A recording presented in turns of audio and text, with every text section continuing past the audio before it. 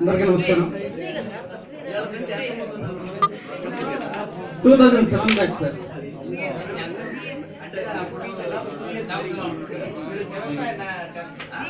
Three years.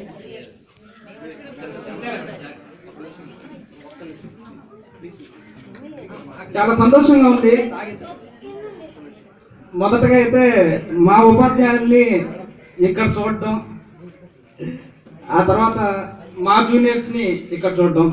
And యాక్చువల్గా last time మొన్న get together జరిగినప్పుడు ఫ్రెండ్స్ కొంతమంది, స్టాఫ్ కొంతమంది కూడా అడిగారు, బాబు మీరు ఒక బ్యాచ్ కాకుండా మాకు ప్రతిసారి రావడం కొంచెం కష్టంగా ఉందిరా, ఒక 4-5 బ్యాచ్లు ఒకసారి పెట్టుకోవచ్చు కదా అన్నట్లుగా. దానికి కూడా ప్లానింగ్ జరుగుతోంది. మాది 2007 బ్యాచ్. మాకు ముందు 4 సంవత్సరాలు, మా తర్వాత 4 సంవత్సరాలు, మొత్తం 9 సంవత్సరాల బ్యాచ్ని ఒక గెట్ టుగెదర్ ప్లాన్ చేస్తూ ఉన్నాము. మేబీ అది ఎప్పుడు ఉంటుంది అనేది చెప్పలేను, కానీ ఫ్యూచర్లో అయితే ఆ బ్యాచ్ కూడా ఉంటుంది. సంతోషంగా ఉంది. అని ఎందుకంటే మిమ్మల్ని ఇక్కడ చూడటం, సార్ వాళ్ళని ఇక్కడ చూడటం. అండ్ ఇంకొక విషయం ఏంటంటే, మాకు తెలిసిన తర్వాత ఈ స్కూల్లో గెట్ టుగెదర్ చదవడం మాదే ఫస్ట్ బ్యాచ్. 2012 జనవరి 17 ఇదే రోజున జరిగింది. ఆ తర్వాత మమ్మల్ని స్ఫూర్తిగా తీసుకొని మా సీనియర్స్ చేయడం, ఆ తర్వాత మా జూనియర్స్ చేయడం, ఇప్పుడు మా సబ్ జూనియర్స్ చేయడం. ప్రతి సంవత్సరం ఏదో ఒక బ్యాచ్ ఈ గెట్ టుగెదర్ జరుగుతుంది.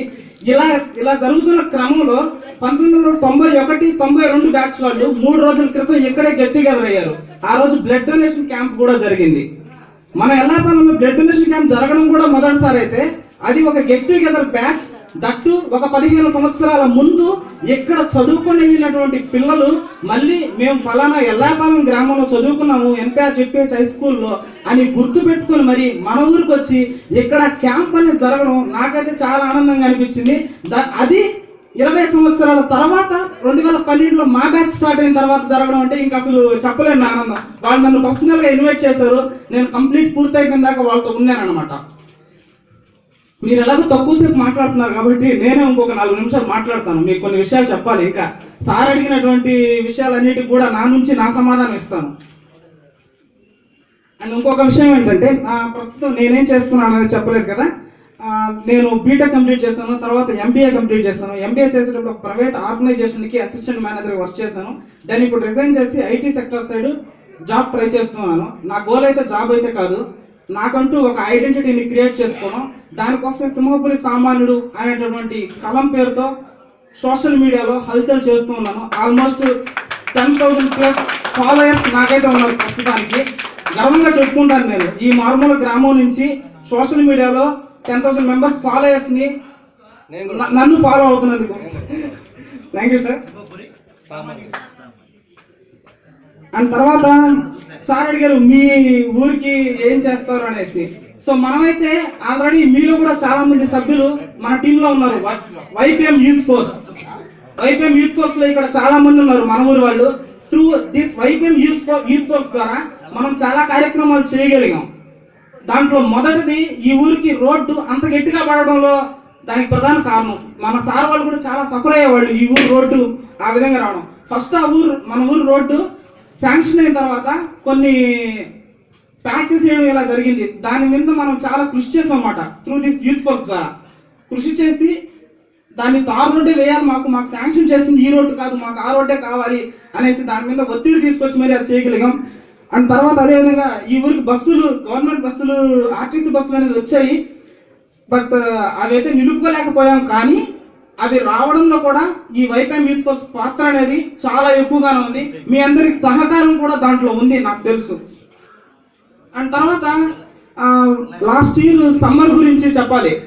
భయంకరమైన ఎండలు మాడిపోతా ఉన్నారు జనం. ఆ టైంలో ఈ నారాతలు, ఈ పొలాలు, కొద్ది దగ్గర నీళ్లు లేవు. ఇలాంటి పరిస్థితుల్లో మన ఏరియాలో కొన్ని ఏరియాల్లో చలివేంద్ర కార్యక్రమం కూడా చేశాము.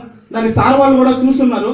సో ఇలాంటి కార్యక్రమాలు త్రూ దిస్ వైపీఎం యూత్ ఫోర్స్ ద్వారా చేస్తున్నాం. కొంతమంది చాలా యాక్టివ్గా ఉన్నారు. మిగిలిన వాళ్ళు కూడా యాక్టివ్ పార్టిసిపేషన్ కావాలని ఆహ్వానిస్తున్నాను ఈ సభ ద్వారా. సో ఇంకొంతమంది పిల్లలు అయితే టచ్ లేదు, వాళ్ళందరూ కూడా దాంట్లో యాక్టివ్గా పార్టిసిపేట్ చేయండి. మన ఊరికి ఇంకొంచెం మంచి పనులు చేద్దాం. అండ్ ఇంకొక విషయం ఏమిటంటే, ఈ వైపీఎం యూత్ ఫోర్స్ ద్వారా మన విలేజ్లో ఏవైతే జరుగుతున్నాయి ఈ కార్యక్రమాలు, ఈ ప్రోగ్రామ్స్, వీటిని ఇన్స్పిరేషన్గా తీసుకొని మరికొన్ని గ్రామాలు మేము కూడా ఒక యూత్ ఫోర్స్ స్టార్ట్ చేస్తాము. మా దాని నుంచి కూడా ఏదన్నా మంచి పనులు చేస్తాము మా ఊరికి అనేసి నన్ను పర్సనల్ గా కలవడం జరిగింది అనమాట. ఎలా అంటే త్రూ ఫేస్బుక్ లో మన గ్రూప్ కూడా ఉంది. 302 మంది పిల్లలు ఉన్నారు, యూత్. 302 మంది పిల్లల్ని యూత్ ని మనం ఎప్పుడైతే చూడాలి ఇక్కడైతే ఈ సరౌండింగ్స్ లో కానీ ఒక దగ్గర సంఘటన అయినట్టు, కానీ ఆ సోషల్ మీడియాలో 302 మంది అక్కడ మాట్లాడుకుంటా ఉన్నాం. ఏదైనా సమస్య వచ్చినప్పుడు 302 మంది రైస్ చేస్తూ ఉన్నారు, ఒక 300 మంది రైస్ చేస్తూ ఉన్నారు. ఈ సమస్య గురించి మనం ఏం చేయగలం, ఏమైనా చేయగలమా అనేసి. రీసెంట్ గా ఒక లేడీ, ఒక ఆవిడ పోస్ట్ చేశారు, నాకు పర్సనల్ మెసేజ్ చేశారు. మనోహర్, నేను నెల్లూరుకి వెళ్ళాను, నెల్లూరు నుంచి వస్తుంటే బస్సులు ఏమీ సరిగా లేవు, ప్రైవేటు బస్సులు తిరుగుతున్నాయి కదా ఇప్పుడు, సరే అని చెప్పి పాటూరు దాకా ఆటోలో వచ్చాను. బట్ పాటూరు దాకా ఆటోలో రావడానికి నాకు 15 రూపాయలు ఛార్జ్ అయింది. కానీ పాటూరు దగ్గరికి వచ్చిన తర్వాత పాటూరు నుంచి ఎల్లాపాలెం రావడానికి 150 రూపాయలు ఇస్తానన్న ఏ ఆటో వాడు కూడా రాలేదు అనేసి. ఎంత సమస్య అసలుకి. మన ఊరికి నిజంగా ఎంతో ఎటువంటి పరిస్థితి, ఆ ఊరి రోడ్డు బాగలేనందువలన 150 రూపాయలు ఇస్తానన్నా సరే సాయంత్రం పొద్దుగూకిన తర్వాత ఒక ఆడవాళ్ళు రావాలంటే ఎంత ఇబ్బందులు ఎదుర్కొంటున్నారు. ప్రస్తుతానికి ఇప్పుడు ఆ రోడ్డు కూడా బాగుంది, తొందరలో దాన్ని కూడా తార్ రోడ్ వేస్తున్నారు. అక్కడి నుంచి పల్లిపాలెం దాకా, అక్కడి నుంచి ఇక్కడికి సిమెంట్ రోడ్ వేయడానికి ప్లాన్ చేస్తూ ఉన్నారు. సో అది కూడా జరుగుతుంది. వీటన్నిటిలో కూడా ఈ యూత్ ఫోర్స్ అనేది యాక్టివ్ పార్టిసిపేషన్ చేస్తుంది. యూత్ అంటే ఎవరో కదా, మనమే కదా. సో మన పార్టిసిపేషన్ కూడా ఇంకా బాగుండాలి. దీంట్లో ఉంటే ఏంటంటే మనం ఇంకొంచెం చేసుకోగలుగుతాం అన్నమాట. సార్ అది సార్ మా ఊరికి మా యూత్, మా పిల్లలు, మేమంతా కలిసి చేయబోతున్నది. ఆ తర్వాత విషయానికి వస్తే, సారు మీ లోకానికి ఏం చేస్తారు అని. లోకానికి నేనేం చేస్తానని నాకు తెలియదు. ఈ లోకంలో నేనుగా బ్రతకడానికి మాత్రం ప్రయత్నిస్తాను. నన్నుగా చూడడానికి, మిగిలిన వాళ్ళందరూ నన్నుగా చూడడానికి ప్రయత్నిస్తాను. అంటే నాకంటూ ఒక ఇమేజ్ని క్రియేట్ చేసుకోవడానికి ప్రయత్నిస్తాను. సో దీనివల్ల ఏం జరుగుతుందంటే దానివల్ల కూడా జరుగుతుంది.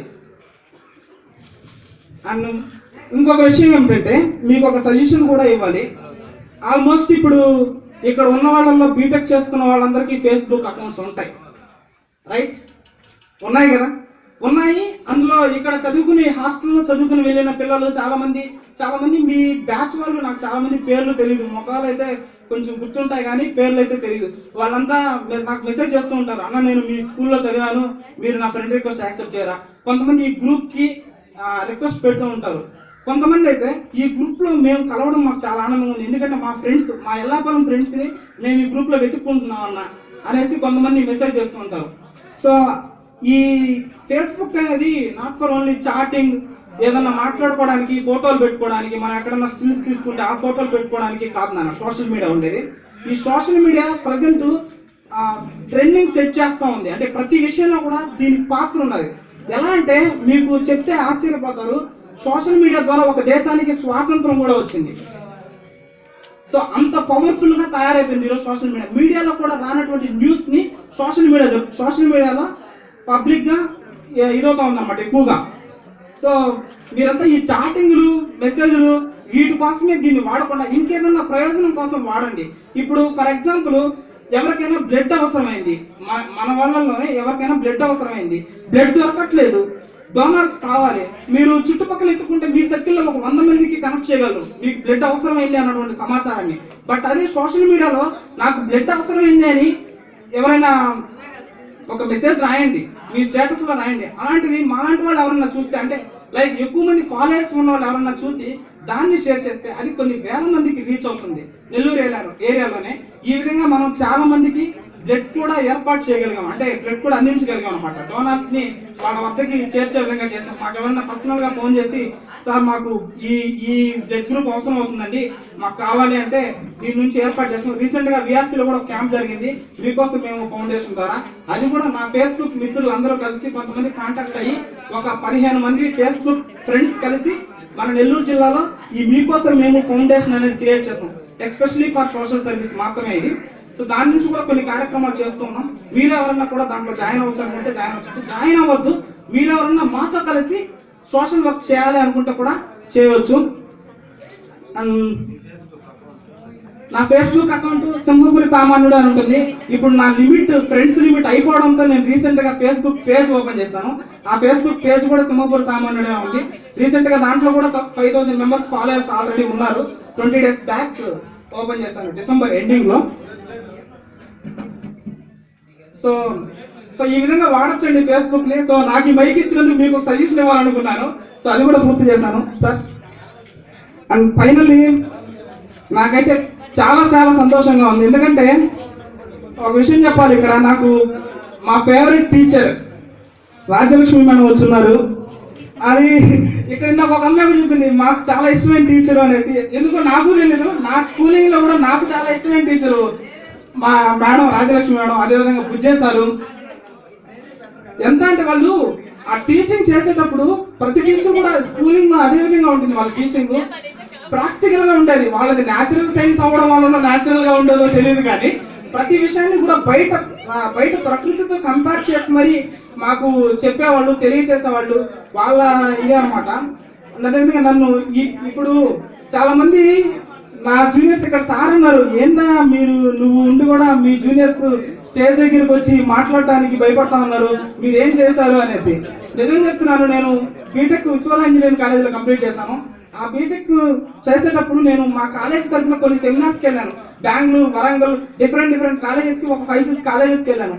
అక్కడికి వెళ్ళడానికి మా కాలేజ్లో 2000 మంది ఉంటే 2000 మందిలో నన్ను సెలెక్ట్ చేయడానికి, అక్కడికి వెళ్ళడానికి సెలెక్ట్ చేయడానికి కారణం ఈ స్కూల్లో నేను ఎల్ఐ మీటింగ్స్ లో 6th క్లాస్ నుంచి 10th క్లాస్ వరకు ఎన్నిసార్లు మాట్లాడిన ప్రతిసారి మేడమ్స్ నాకు ఏదో ఒక సజెషన్స్ ఇచ్చేవాడు. అరే నాన్న నువ్వు ఇలా మాట్లాడవు, ఈసారి ఇలా మాట్లాడితే బాగుండేది, టాపిక్ ని ఇంకా బాగా రాసుకుంటే బాగుండేది అని ఎన్నోసార్లు సజెషన్స్ ఇచ్చారు. మా తెలుగు మేడం, అప్పుడు తెలుగు పండిట్ పద్మజ మేడం గారు ఉండేవాడు, చాలా సజెషన్స్ ఇచ్చారు. వాళ్ళ సజెషన్స్ తీసుకొని నేను బాగా మాట్లాడడం నేర్చుకున్న తర్వాత ఇంజనీరింగ్ కాలేజ్కి వెళ్ళాక అక్కడ వేరే మా కాలేజ్ తరఫున, ఒక కాలేజ్ తరఫున ఇంకొక కాలేజీకి పంపించాలంటే ఎంతో ప్రెస్టీజ్ ఇష్యూ.